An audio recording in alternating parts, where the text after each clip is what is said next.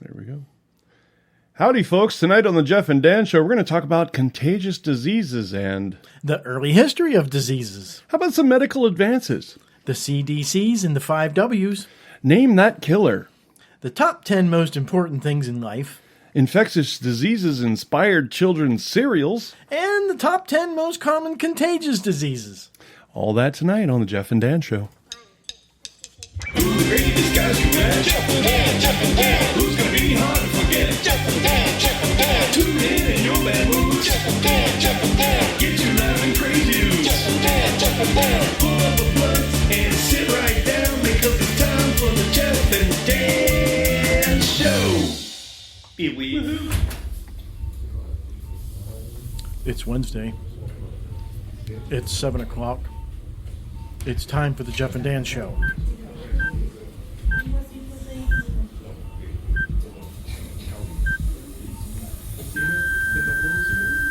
We got a crash cart.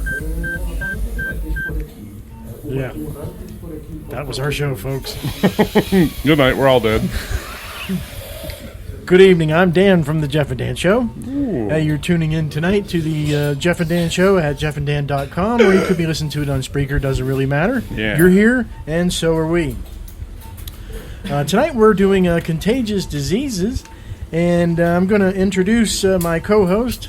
Sitting over there in the black chair is Jeff, Dr. Jeff. Hey. How are you, sir? Full of a mouth of peanut butter. Penis brother. Penis brother. It's not that kind of fucking gig. So what's happening? How was your week? Not too bad. I'm doing a lot of stuff, trying to get a lot of stuff done.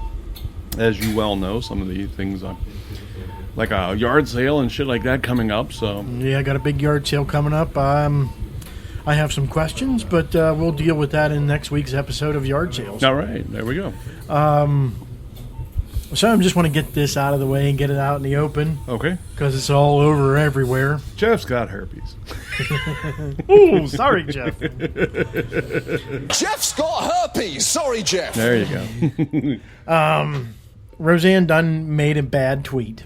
Okay, there, we said it. Nobody else gives a shit. Okay, moving on. Everybody gives a shit, apparently.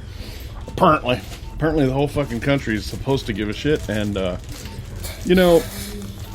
first of all, she's a comedian, and I understand that. And she does have her leeway when it comes to that. Some things that she could say that definitely should be, given premise. But I will say, what she said was kind of unexcusable.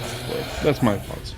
Dude, you can't make fun of anybody anymore unless you're fat or stupid. Those are the only two people that you can make fun of anymore. Right, exactly. Fat and stupid. That's the only two.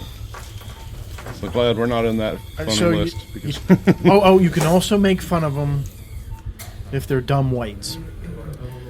yes and no. You can't make fun of gay people. Well, You can't make fun of black people. Right, Can't make fun of Chinese people. right. No races or cultures or anything like that. Yeah. Why?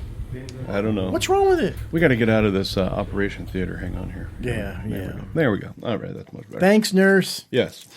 Nurse Ratchet. Anyway. Well, hey, let's just dive right into tonight's show and go ahead and let's do the early history of diseases. Okay. Starting on day 2 of life. The first case of gallbladder came down. Gallbladder, what do you call that? Yeah, it's, Gallbladderitis. Yeah.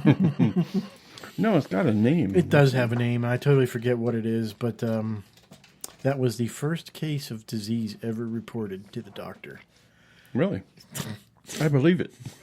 What do you think the first? On day 2, there was a doctor. Well, Graduated. here, let's put these leeches on your nipples. This'll help. Calm down. I went to medical school for 5 years. Of course, it was for goats, but still, Yeah, well, goats and humans are the same almost. They both have 2 eyes. Yeah. Anyways, the early history of diseases. Okay. I'm reading this. If you want to, sure.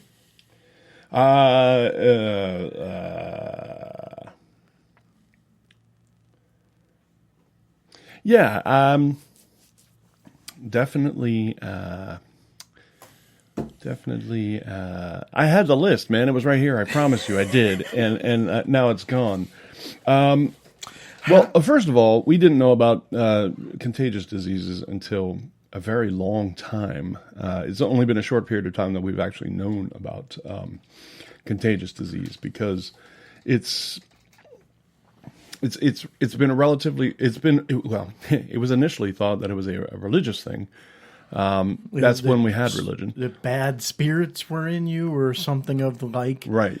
And so to get the bad spirit out of you, they did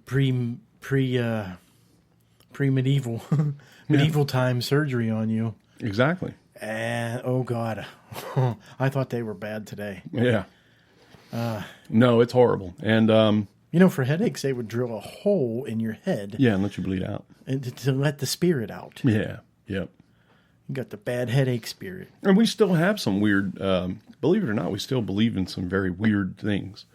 One of those happens pretty much daily. I'm pretty sure you hear it daily, once or one way or another, whether it's yourself, somebody else, or just somebody at a distance. But when you sneeze, bless you. Why? You sneezed. That doesn't mean anything. It just means you did a bodily function. It'd be like if you said bless you when somebody farted. Okay, Chuck Mangione. Enough with the ass cracking. No, but the evolution of known contagious diseases, when we've been recorded history of contagious diseases, one of the oldest ones that we know of, and one of the most deadly, which I'll explain something in a second about it, is smallpox. It's always been around. We just never been able to cure it, never been able to fix it. We've been able to stop it, cease it, but never fix it, never cure it. So as far back as 430 BC, they actually went back and were able to do some scientific tests and realize that, a lot of people died during time periods. Smallpox is actually caused by a variola virus. And the interesting thing is, there's a new thing that you can do. I was just watching this on the news yesterday, that you can modify DNA now. It's called gene Therapy? No, it's gene modification. Okay. And the weird part about this is it's about $500,000 in order to get it done. Okay. Now this changes things about you and will change things in your life. But there's a guy who created a device that you can go online and buy it for $160 called the CRISPR. I know it sounds funny because it sounds like, hey, I'm going to freeze myself, but that's not really what it is. I'm having fried chicken tonight. Chris, that motherfucker up. Anyway, CRISPR is the ability for you to do your own genetic modification. You can do it at home at your kitchen table. And this is causing an issue because it's not just genetic mutations of humans. It could be anything, including if you go online right now and look it up and you do your research, you can figure out how to build smallpox. Yeah, it's pretty fucked up. You put two and two together and just about anybody has the ability to create a lethal disease that we can't cure. So, as scary as that seems, it makes me only just want to stay in my basement even longer. But smallpox, 430 BC is about the original. It killed about 30,000 people in Athens, Greece. And killed about 20% of their population at that point in time. So 30,000 people, 20%. You do the math. It's about 150,000 people. So it wasn't much.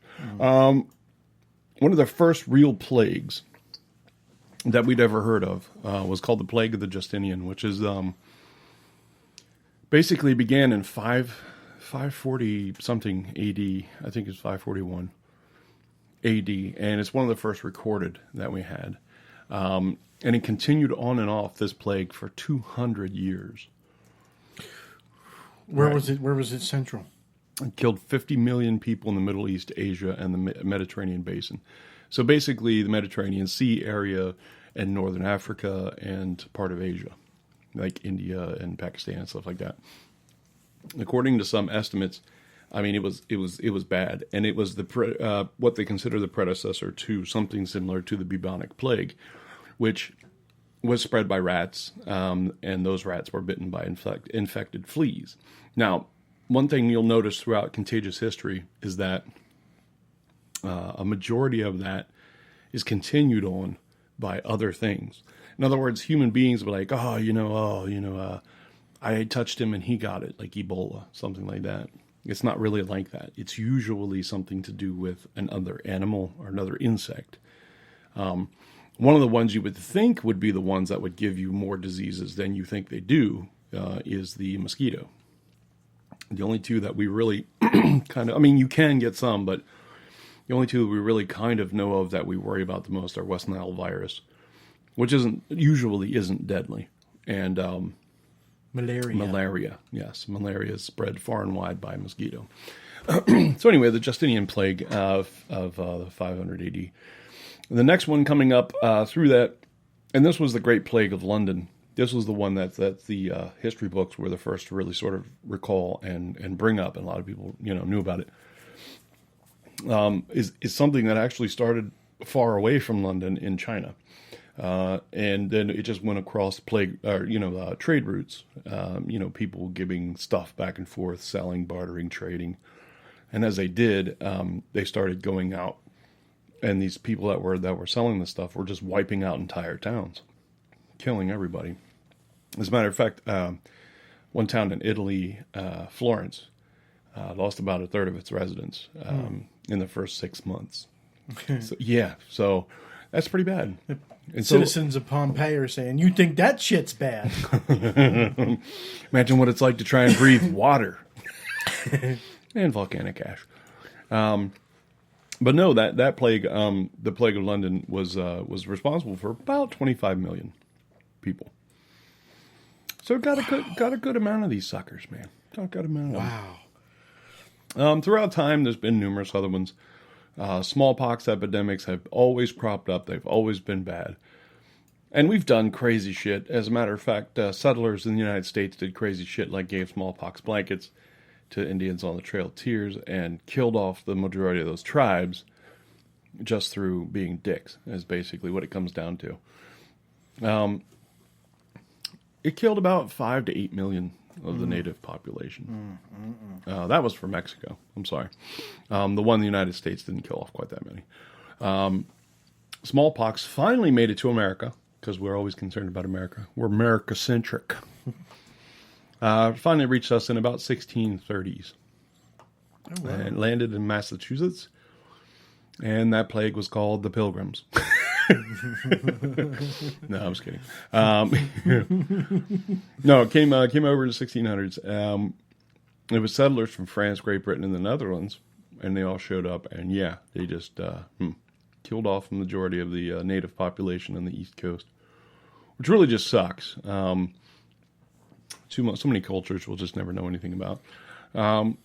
As time went on, Philadelphia, 1793, got struck with a yellow fever epidemic that killed about a tenth of the city's population. 1860, the modern plague. These are the ones that become the more updated the ones we know about, like the flus and stuff like that. 1860, it killed a bunch of people in China, India, and Hong Kong, which is more like the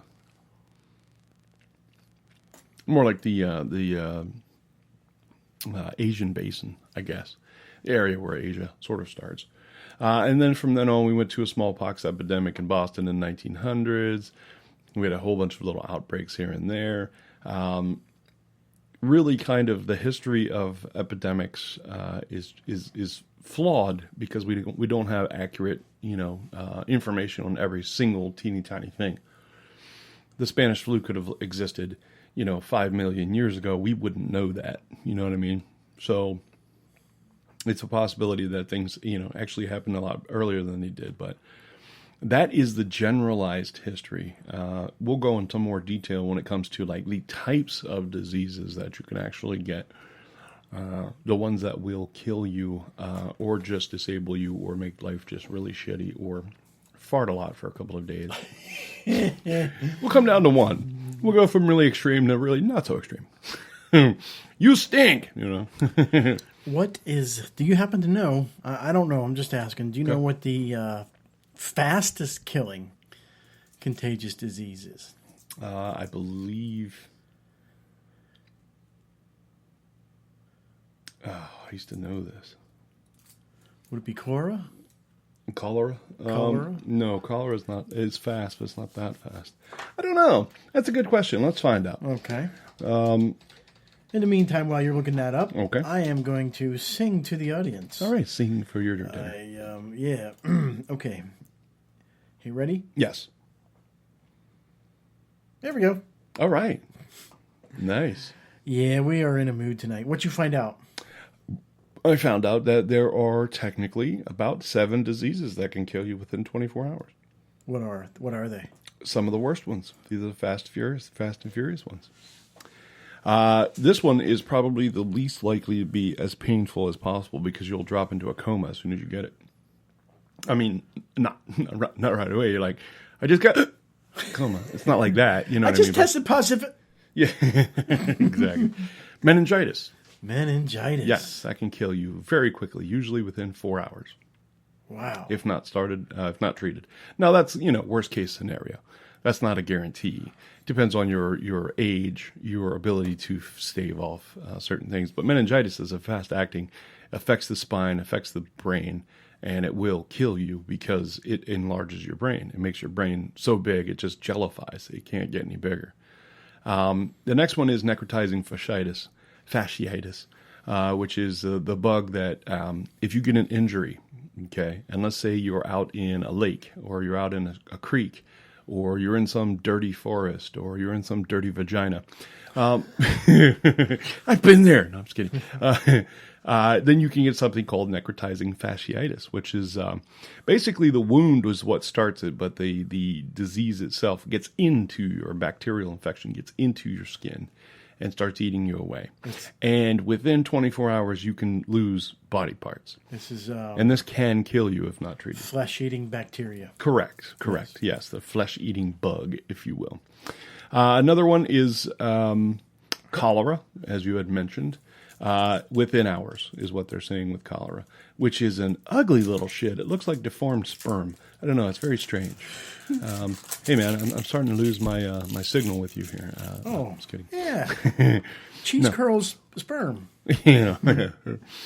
An estimated worldwide every year, 21 to 140,000 people die from cholera. Still? Yes. And it's an acute diarrheal disease. Basically, you shit yourself to death. I know it sounds horrible, but it's usually from an ingestion of... bad water. Yeah, contaminated food or water, which is disgusting. Another one that can kill you within 24 hours is Ebola. This is the hemorrhagic fever. Now, it depends. Ebola! Don't want to put that in my mouth to cure my throat problem. Yeah. The Ebola range of death is 50 to 90%. Now, it's pretty wide. Wow. The reason being is because it depends on how quick you get treated. In other words, it depends if you live outside the U.S. or not. Yes and no, but this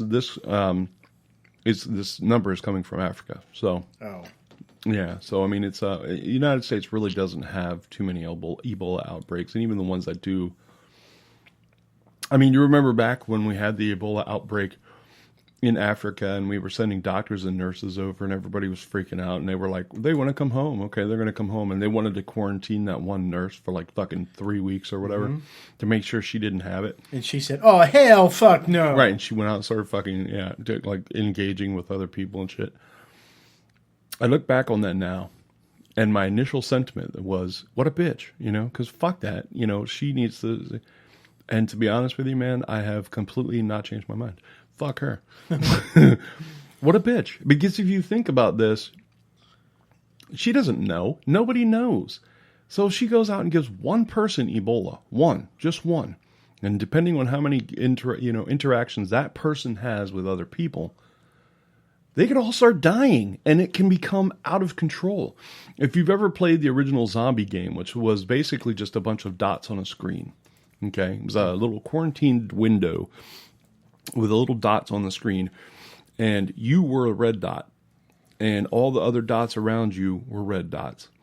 And then one dot comes in that's gray, and it starts infecting all these other dots. And your goal is to try and keep as many people away from the gray dots as possible. Okay? Which is very difficult to do. And needless to say, it's almost impossible to do. That's exactly what Ebola would be like. Give it to someone, they give it to someone else, they give it to someone else. It doesn't take but a second to give it to someone. That's the thing with Ebola. That's why it's so difficult. It's just the way that you have to do it in order to give it. You know what I mean? It's not something where I could just be like, hey, oh my God, I've got Ebola. You know, it's nothing like that. It's definitely a little bit more, a little more involved than the other way. But you know, most other diseases. But the fact of the matter is, it still does. You know, she should have thought, this is just bad. Why am I doing this? Why am I being such a dick about it? And that's what I thought too. But I thought maybe she might have had her reasons. Still, put everybody else at jeopardy just because you have your reasons? Fuck that. She went out bicycling. I remember that shit. I was like, you bitch. You know, it's really hard to deal with something like that because she's gone and done something very, very kind for humanity. But then she also understands the principle behind what's going on. She was a nurse, wasn't she? Yeah. And she knows how easy it is to get Ebola. She could have gotten it from just about anything. It takes 21 days. The incubation period for the disease can take up to 21 days. But the hemorrhagic fever that is involved with Ebola will kill you, like within a day. So, I mean, within hours. That's the thing, though. You have to start showing the symptoms. So to know this information and just openly just be like, I don't care what you people think, it's kind of like an ignorance in reverse. You know what I mean? Here she was so friendly and openly helping these people with a heart and blah, blah, blah, and helping them to cure their Ebola, and then came home and said, I don't fucking care about you people. It's like these people that say, you know what? I love my dog more than I love people. Yeah, I'm sure you've probably heard people say that at least once or twice. Mm-hmm. And I'm thinking to myself, well, isn't that fucking dickishly ignorant of you? Yeah. You know? Yeah. Anyway, so Ebola is another one. Dingy. Dude's got a dingy. Dengue fever is the other one. That is very, very, very quick. That's the other one that's mosquito-borne. It's usually not something that's in mosquitoes to begin with. You know what I mean? So it's like they have to go and like suck some serious blood out of somebody that has it. But once they have it, that's it. It creates like flu-like symptoms. You think, oh, I've got the flu. I'm dead. All of a sudden your penis falls off and you fucking die, you know. So, yeah, the hemorrhagic part, for what people want to know, what hemorrhagic is, mostly is it destroys blood platelets. And then by doing that, doesn't allow your blood to coagulate, causing internal bleeding. In other words, you don't get any kind of clots. So any type of holes in your system, because everybody has holes in their systems, causes it to bleed out. So basically you just die because you bled out. Yeah. It's kind of like turning your insides into one giant bloodbath. Yeah. So, yeah, it's horrible. So that's it, man. That's the answer to that question there. Okay. Glad I could help. What else we have? You want to go on to medical advances? Let's go to medical advances. Okay, let's do medical advances. What do you have, sir? For medical advances? Yeah. Oxygen. Medical advances, there's a couple of them. Well, first of all, I think maybe we need to go back and define a couple things. Okay. Let's define a disease. Okay. Do you know what a disease is defined as?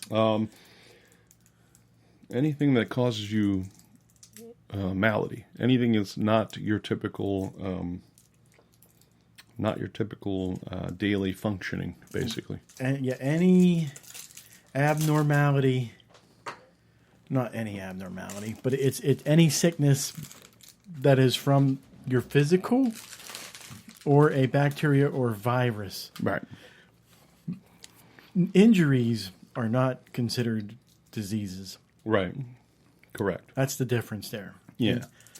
Anything that can be inflicted. Yeah. Contagious diseases are the bacteria and the viral diseases, Right. ones that get inside of you and make you sick. Right. The difference, bacteria is cells gone bad. That's right.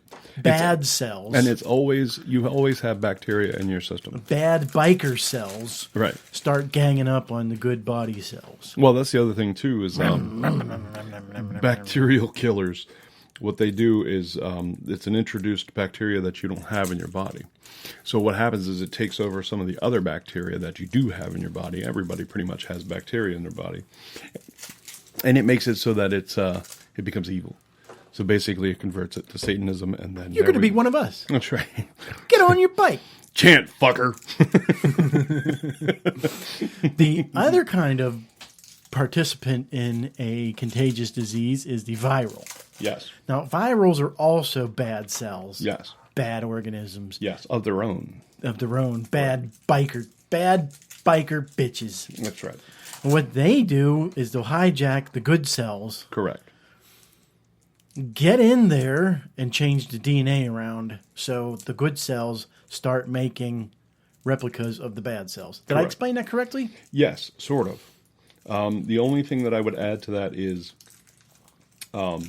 there are other type of viral bacteria or viral infections, especially diseases, that will not use your cells to replicate. They will use it as food. The cell itself will replicate.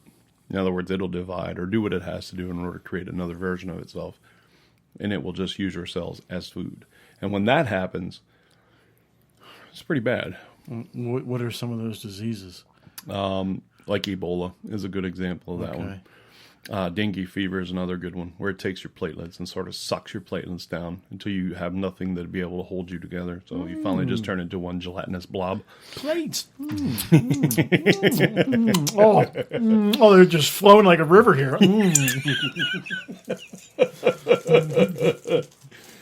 Oh, they're so sugary, these. Oh. So therefore, when you come to medical advances, and I don't know if most people understand that, the difference between bacteria and viral is we can't kill viral. Correct. At least not yet. Correct. We can't Well, kill viral. we made inroads. Like take for example, influenza. We now have Tamiflu. Yeah. And That bitch. She gave us flu. No, I'm kidding. and that somehow, I don't think it cures it, but it lessens the longevity of it. Yeah. Yeah. Whereas other doesn't diseases like bacteria would just go in, medicines just go in and clean up the bacteria. Right, mostly bacterial stuff, and this is the one thing a lot of people don't quite get, and we try to pound it into their head as much as possible. You can fight viral with antibodies. Bacteria you can't, because your body's full of bacteria. That's the other thing too about a virus that you should probably mention is that it's an invader. It's always an invader. It's never something that's usually in your body. It's just unless it's laying dormant. But even still, it's still an invader. Whereas bacteria are not. Bacterial infections do not invade. They basically were already there, or they're being modified to be there now in order to attack you and kill you. You cannot fight bacteria with antibiotics. You can fight viruses. Or wait a minute, do I have that backwards? You have that backwards. I might have that backwards. I do have that backwards. Yeah. I'm sorry. You can fight bacteria with antibiotics. Yes, but you can't kill viruses with it. Viruses will fight it off like it's nothing. That's what it was. So the medical advances we have are medicines, mainly antibiotics. Yes. The core of that being penicillin. Yes. But there's lots of other things besides penicillin. Right. There's a lot of broad spectrum antibiotics that work now too. Other medical advances, there's all kinds, really. Organ transplants. Oh, yeah. Well, you could really go on and on about the medical advances. I think maybe you would have to take a specific disease and go, okay, cholera.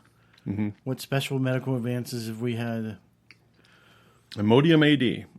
And a corn cob. Here's a cork for your butt. We're officially corking up your butt.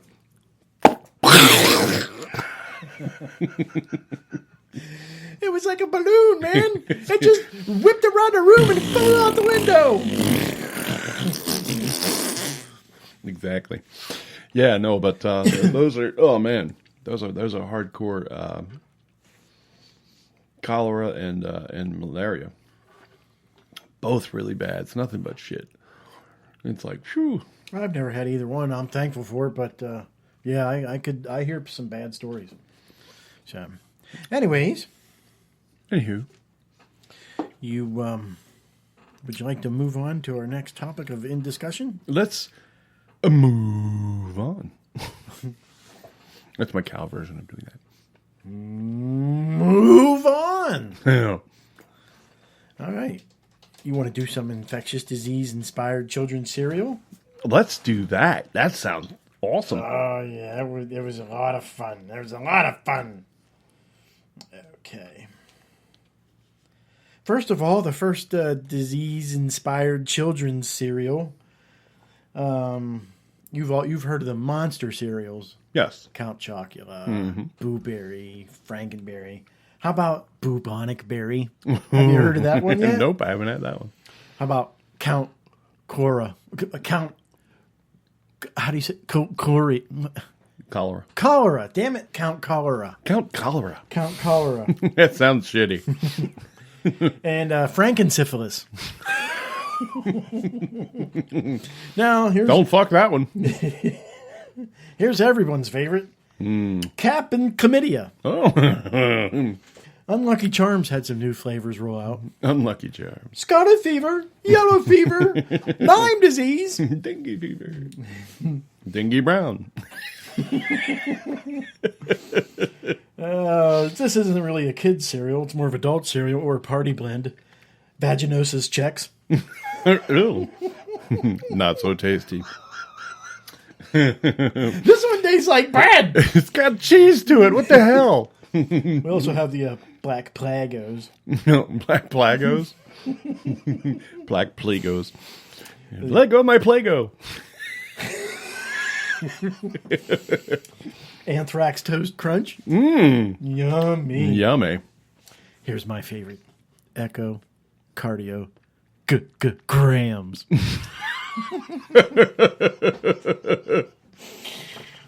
Oh. Echocardiogram. And how about the generic, cereals? The Malt-O-Malarias. Gonorrhea Grape Nuts. Ew. Honey Bunches of Smallpox. Shingle Pebbles. Ew. Puffed Ricin. And finally, Sugar Smallpox. Oh, sugar smallpox. Yeah. Nice. That's like honey smallpox. Honey smallpox. I couldn't come up with anything for honeycomb. Honeycomb. Yeah. Even though there's something in there. There's a good joke in there somewhere. I'm sure there is. And I couldn't come up with Fruit Loops. HIV combs. What? I was trying to make an HIV connection with the Fruit Loops, but HIV loops, fruit AIDS. I don't know. Fruit aid loops. And That's horrible. there's like, do you know how many versions of Captain Crunch there is? Oh Man? my God, like 5, 6, 7. Oh, more than that. Really? If you count the seasonals, there's at least 20. Oh yeah. Seasonals, yeah. Or the Oops All Berries. Yeah. Yeah. Well, they got tons of those. They got the Oops All Berries, mostly berries. They got the peanut butter. They got the regular Captain Crunch. All the seasonal, yeah. All the Christmas shit. And yeah, it's freaking crazy. Ahoy! Okay. Are we done with the cereal? Yep. All right. Unless you want to talk real quickly. Just want to talk real quickly here.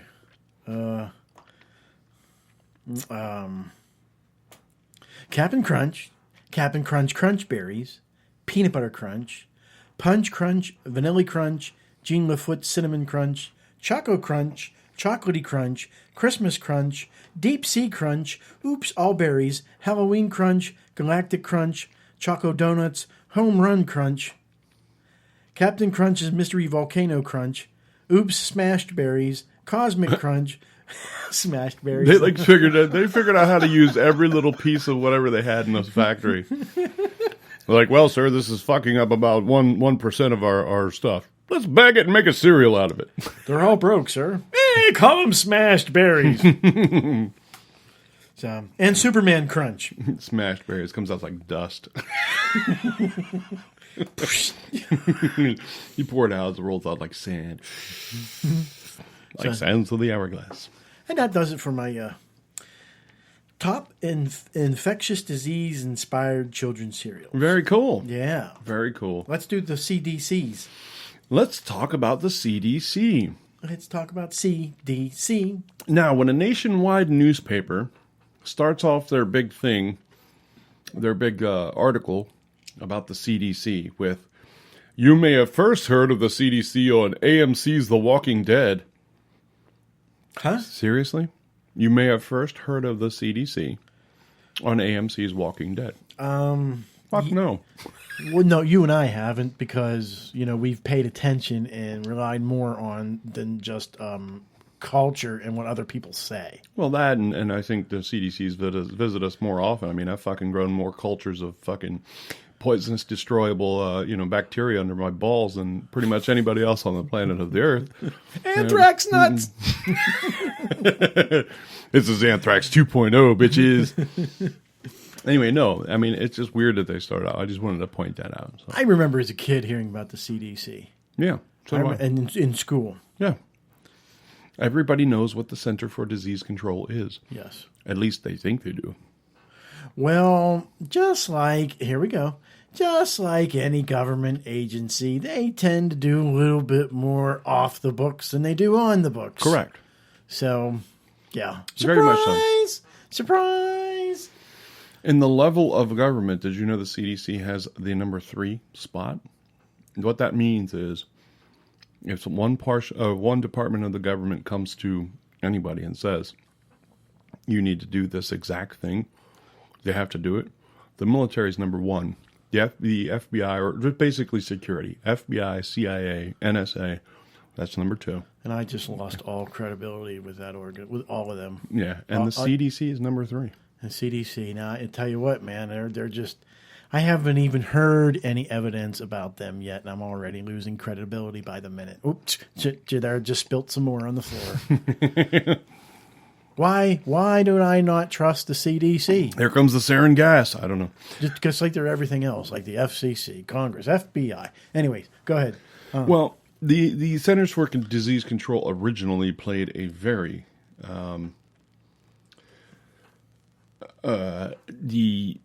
played a very important role at the beginning of its creation. When it was created, I'm not exactly sure. I believe it was mid 19th century or mid 1900s. But the fact of it is, it had a very important role to play. Basically, it was an offshoot of the Department of Health and Human Services. And what they were responsible for doing was a couple of things.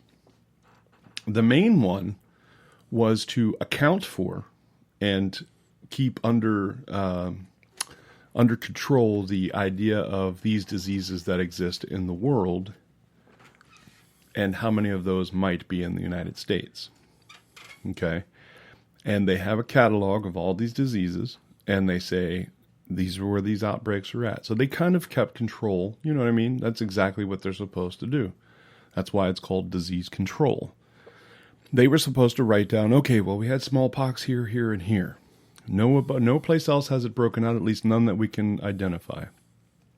And their job, and there's a lot of people there doing it, is to go to those locations. If somebody were to say, if a doctor at a hospital or doctor at a regular practice calls the CDC and says, I've never seen anything like this, this person is dying and now 3 more people are infected, the CDC will be there instantaneously, like as fast as they possibly can. Of course, they have satellite offices everywhere, their main being in Atlanta, Georgia.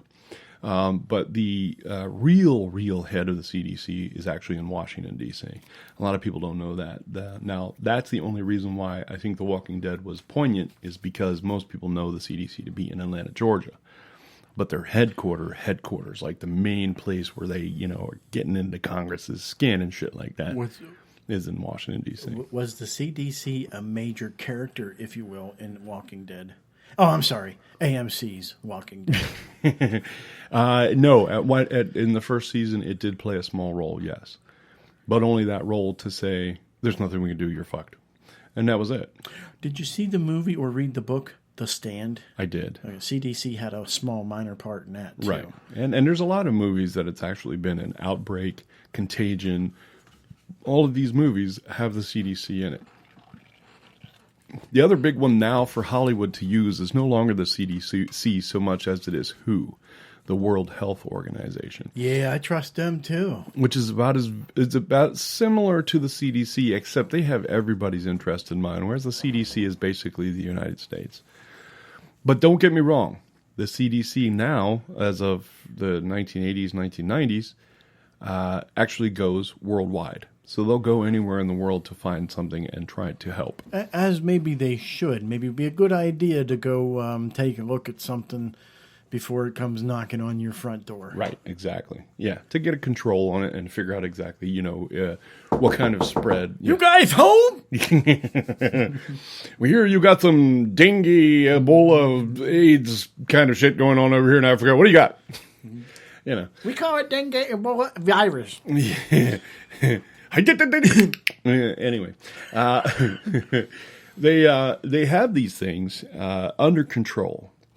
But one of the other things that the CDC started to do, instead of just documenting the information, they started to document the diseases. And what I mean by that is they store the actual diseases that kill the world. Is that a good idea? That's the thing. That's where they've kind of gone above and beyond. Now, yes, because think about this. The CDC employs, 15,000 people. Most of them are scientists. Okay? So these people went to school 8 years of their lives, what have you, to become doctors for the most part.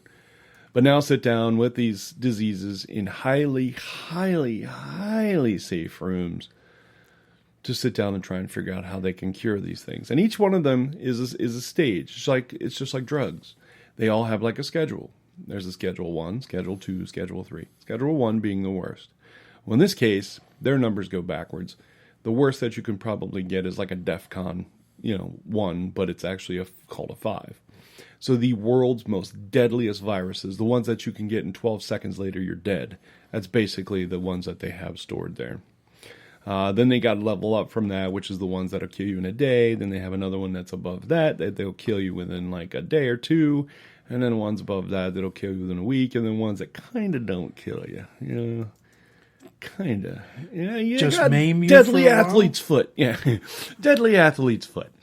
It's going to get on your body, and then your foot's going to start attacking people. Here you are in the middle of the night, and your foot's running down the road, and you're like tagging all behind it.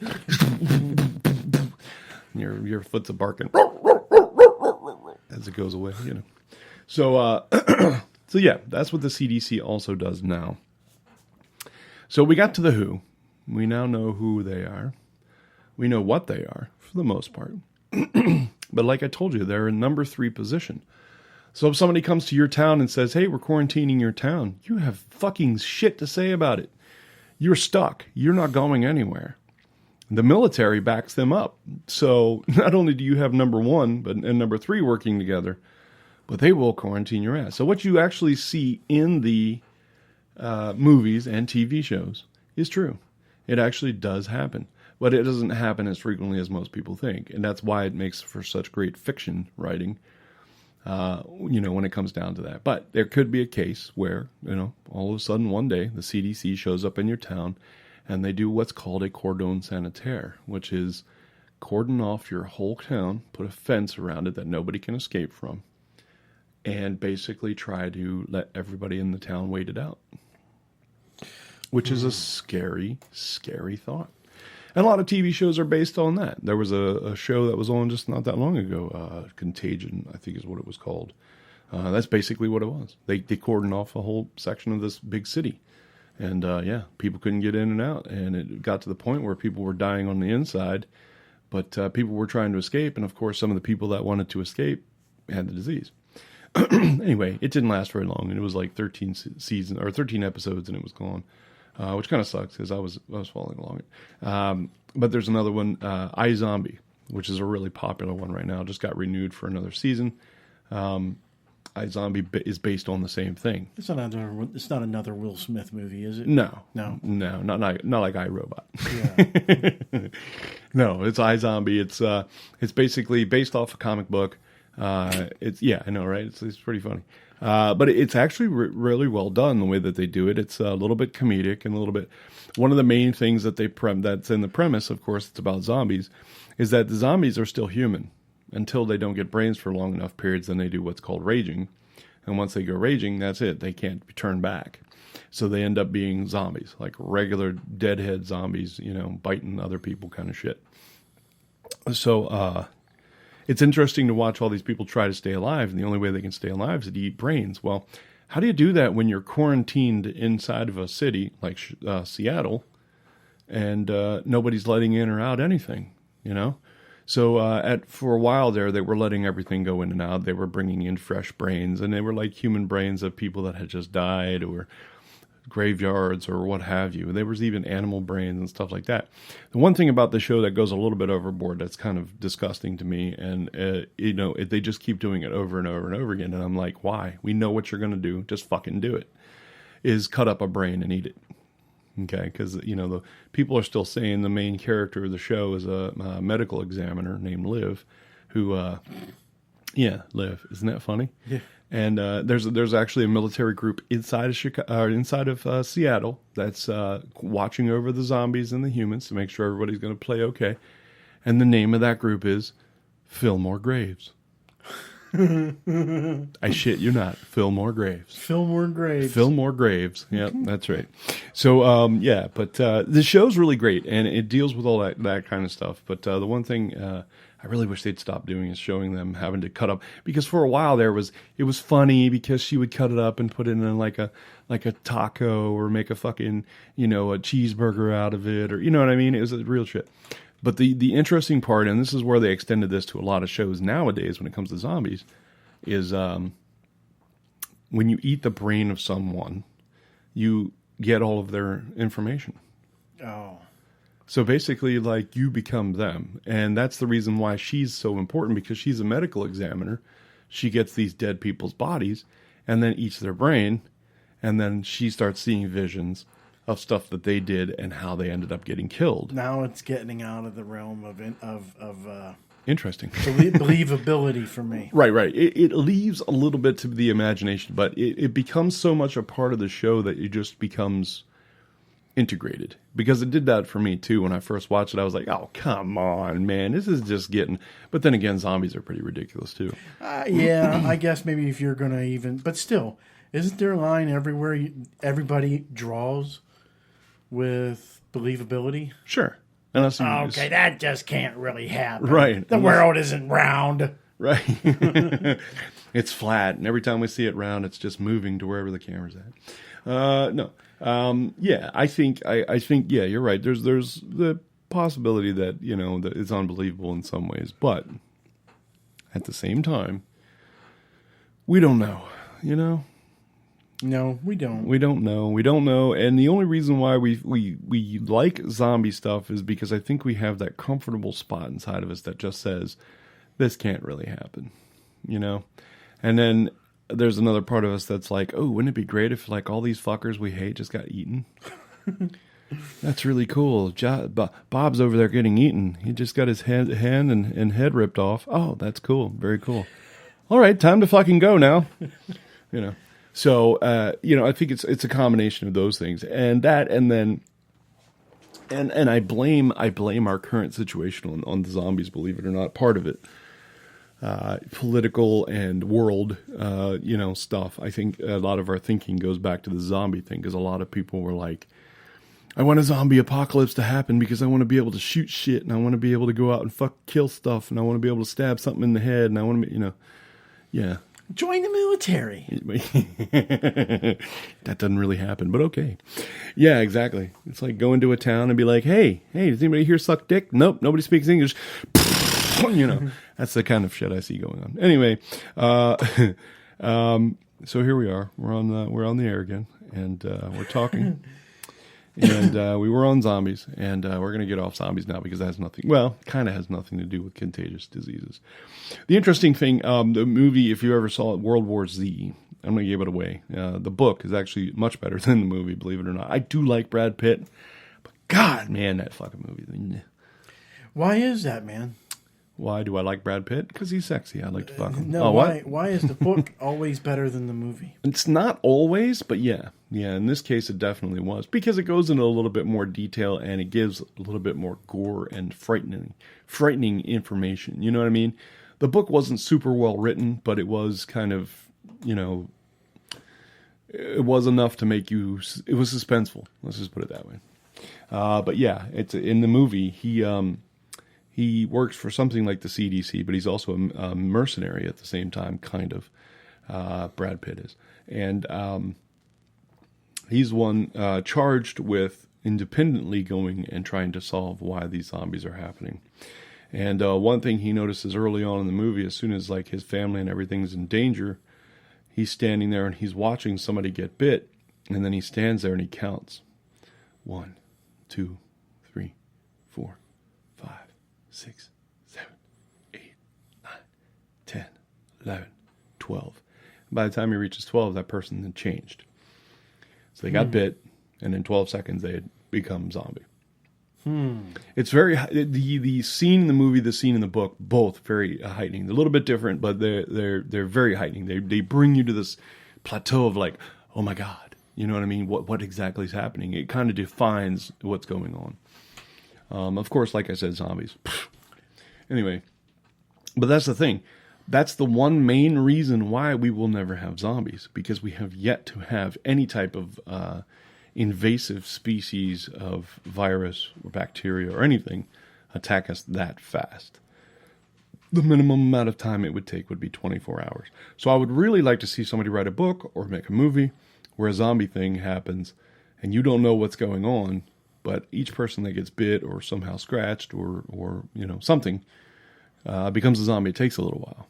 That would be interesting. I think it would, because you could play a lot of things on that. So, any fellow screenwriters out there or book writers, yeah.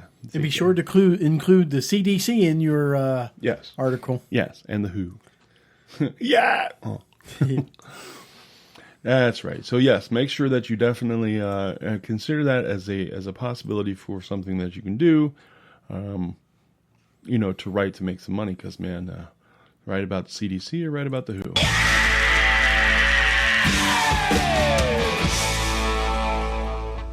Okay. What else do we have, sir, before I choke to death on a caramel? Well, we have the top 10 most communicable diseases. Would you like to hear them? Yes. Okay. I guess I got to read them. I can actually do that. All right, go for it. But I'll just be giving my the Kerstetter condensed form. Okay. Named after John Kerstetter, that guy that came out and did all those lists and stuff. You look it up online, you'll see what I'm talking about. Anyway, go ahead. Okay, coming in at number 10 at the most common contagious diseases. Okay. Is HIV, AIDS. Is that number 1 or number 10? That is number 10. Number 10, okay. Yep. Acquired immunodeficiency syndrome AIDS is found in semen, vaginal fluid, which I did not know. Yeah. I thought you couldn't get it with sex with a woman, but apparently you can. And blood of infected persons. Yes. Unprotected sex and shared needles or syringes with HIV or AIDS carriers are the main methods of disease transmission. Yes. You're safe as long as you don't do that. Right. Rotavirus. That comes in at number 9. You know what that is? Number 9. Yeah, it's a shit virus. A lot of our viruses are. Do you know why? Do you know why that is, dude? Yes, instant liquefaction of all food and substances in your body. Well, I thought it was your body's way of get it out. Yeah. Get it out. Yeah, it's fighting. It's a highly contagious infection that affects the gastrointestinal system of children. Yeah. Happens to adults, too. Yeah. We get the rotavirus. Well, the rotavirus, the infection of a gastrointestinal system of children is like child molesters. You know what I mean? Anyways, Deep into the center of your child. coming in number 8. Coming to the deep center of your child. I'm a pedo. What? Anyway. Whooping cough. Whooping cough. Or pertussis. Pertussis. Or no. Pertussis. Pertussis. Yeah. Pertussis. It affects all ages. Symptoms of whooping cough include respiratory infection, runny nose, low-grade fever, and a mild cough that progresses to an uncontrollable cough with a high-pitched whoop. Yep. My oldest daughter here at home, who's getting ready to leave me. She's going to leave me, dude. Going to leave you. One of my babies. All your money. They're leaving the fly. Both my baby girls are leaving. Anyway, she had whooping cough when she was younger. Oh, really? Yes. That's the only person I've ever heard of that had that. Yeah. It's not that common. It's not. It really isn't. So who does she know that she got it from? Don't know. We don't know that it was actually contagious. We don't know that she actually got it from in contact with somebody, or I think it was more or less just something. Coming in number 6, hepatitis. Do you know what hepatitis is? I've come in a lot of number 6s. Well, yeah, hepatitis. Yes. I do know what hepatitis is. I just got vaccinated for it, as a matter of fact. It has 3 delicious flavors: hepatitis A, hepatitis B, and hepatitis C. Yes, vanilla, strawberry, and chocolate. Most common is hepatitis B. I think all of these somehow involve the ingestion of shit. Shit, yeah. Yeah. Yeah.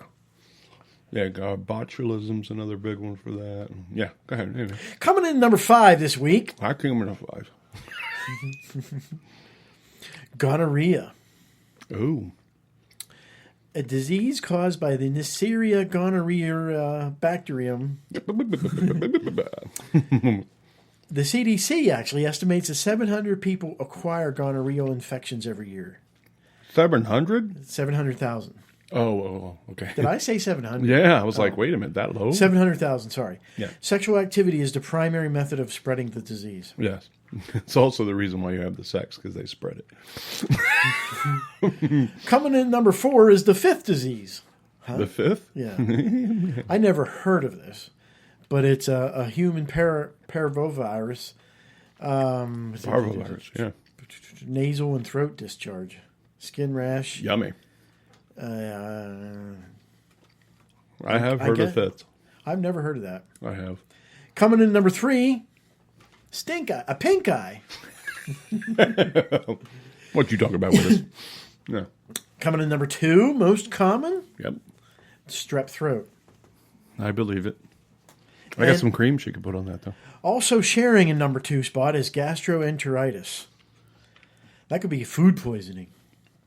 Yeah, anything where the And what do you think is the number 1? influenza. Common cold. Really? Yep. Influenza didn't even make the list? Nope. That's fucked up. Yeah. I did not expect that. I did not expect that at all. It's very, very interesting. So, Gentlemen, not sure what manscaping is? At the gym, is your nickname Yeti or Sasquatch? When you make Chewbacca noises, does Han Solo come running? Are gorillas impressed with your body? Does your wife ask you to take off your sweater when you're naked? Could you be mistaken for the pictures of things running through the woods? Does PETA throw red paint on you because you're wearing fur? And ladies, do your breasts look more like coconuts? Do your nipples have their own afros? Has your Brazilian wax become more of a South American wax? Do you have sideburns on your boobs? Does your armpit hair make speed stick slow down? You should come to Hadley Hair Removal Studios because we have a solution for you. Our dedicated technicians have backgrounds in hair removal, tree pruning, and welding, so we know that we can service your needs. Hadley Hair Removal Studio is conveniently located next to the airport right off of Route 30, so no one will hear your screams of enjoyment with our service. Hadley Hair Removal Studio is proudly owned and operated by former Vikings, so we know just what you need. And if you act now, Hadley Hair Removal Studios will deduct 12.8% from your total bill just by suggesting you heard this commercial right here on the Jeff and Dan Show. Hadley Hair Removal Studios. Because if you're not here, you've got hair. Visit us online at www.hadley Hair Removal Studios. No, not that Hadley Hair Removal Studio, but the one in Hanover, now next to Buddy'sAutoRepair.com. If you take an opioid for chronic pain that you're experiencing, you may feel extremely constipated, belly pain like a knot. Others can go, but you can't. Struggling to find an answer to relief? You may have OIC. Ask your doctor about the all-new Taco Bell Relief. We've harvested the active ingredient in Taco Bell food to help you go when you need to. It works by accelerating bowel movements to an uncontrolled level, allowing you free time to do things like read, watch a movie on your phone, or text with loved ones, all while you sit on your porcelain throne. New TBR. It helps you go quickly. For the incredible in your life, now there is Hot Links, 1-900-OLD GALS, the one place for you to talk live one-on-one to women who hang out with their sexy girlfriends. 1-900-OLD GALS, a place with hot, sexy gilfs. Oy vey, I'm so cold. Can you turn up the heat, love?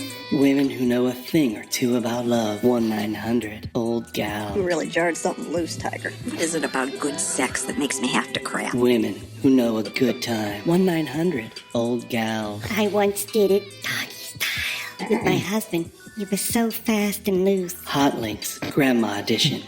Eat your veggies and come on an erotic ride. I've fallen, and I can't get up. 1-900-OLD GALS. And for those who like adventure, there is Hot Link Senior Center.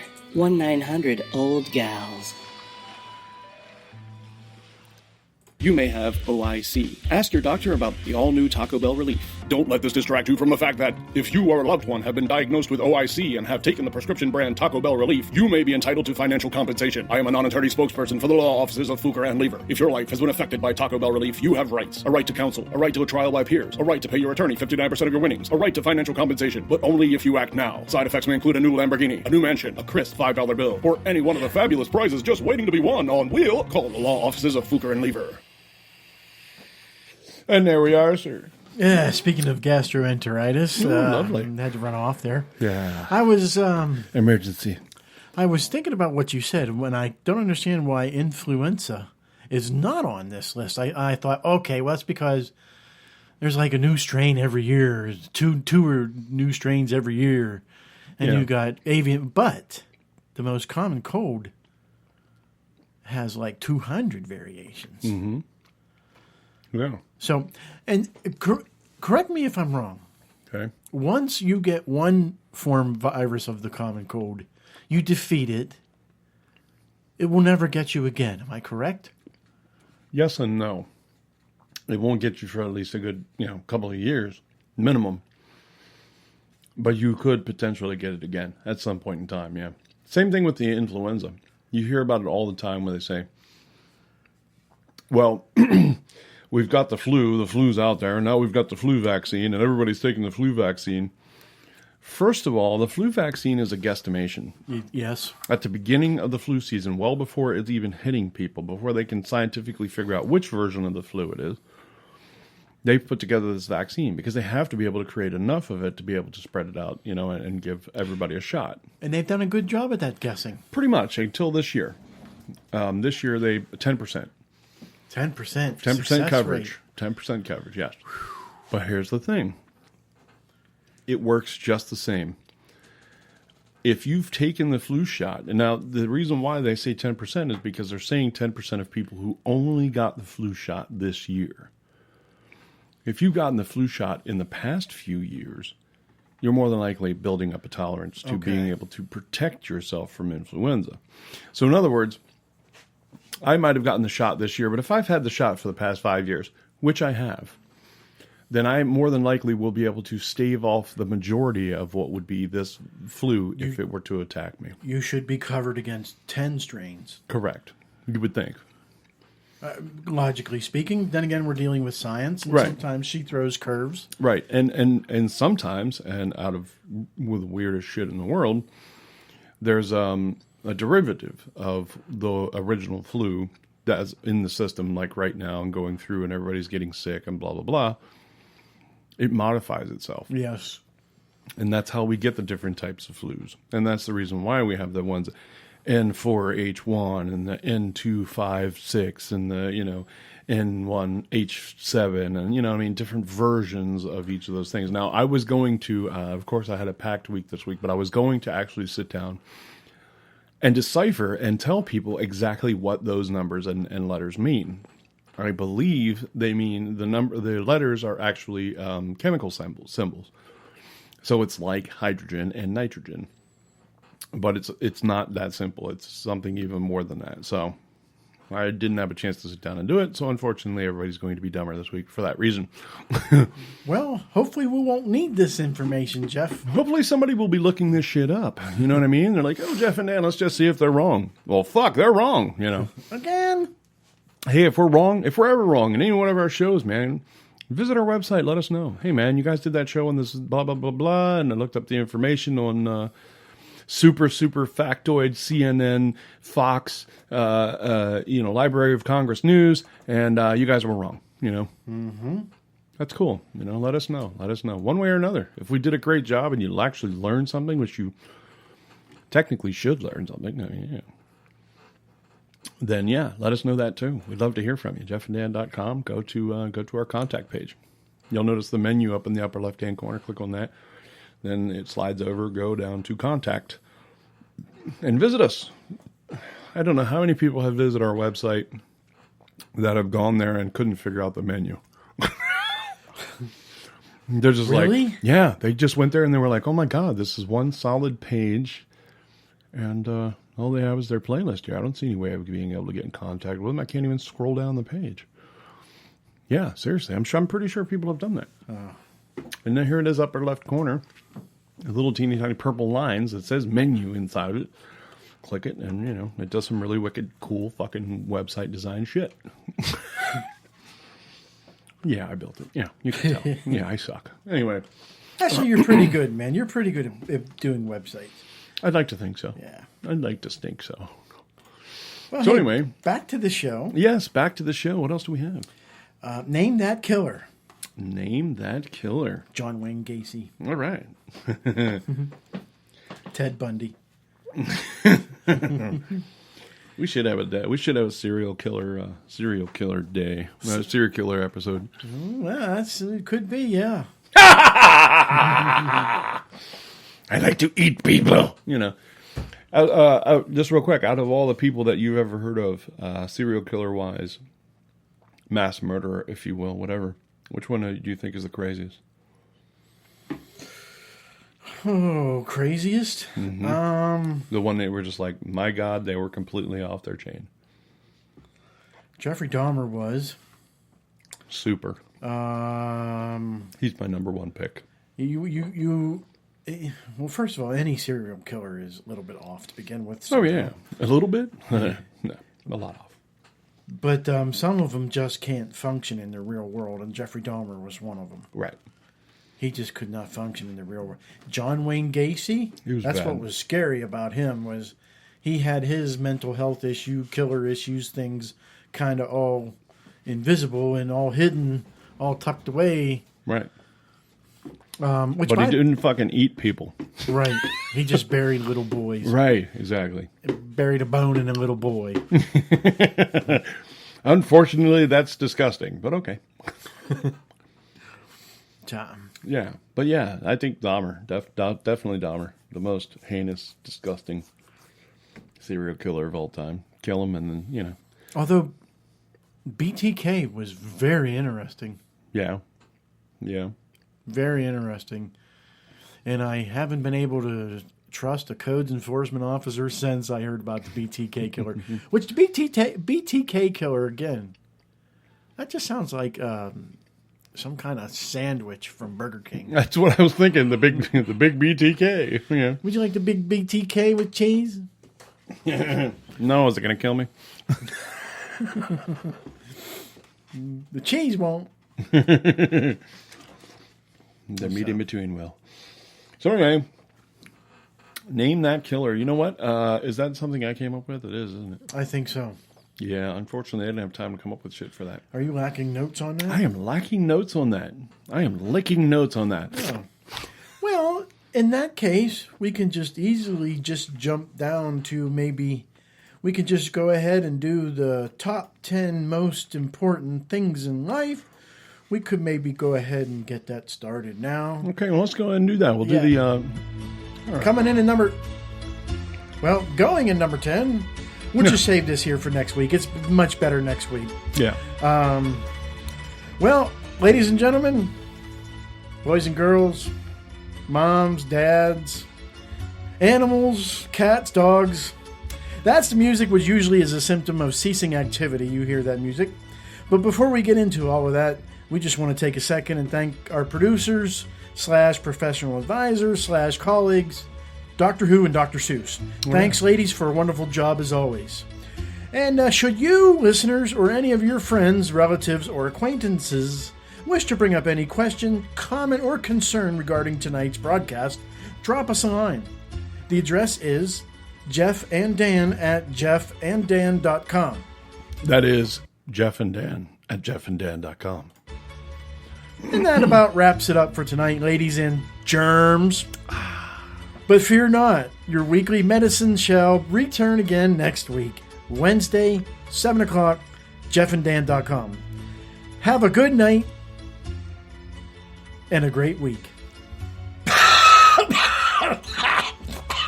Man, you just got some of that on me. Jeez. What the hell?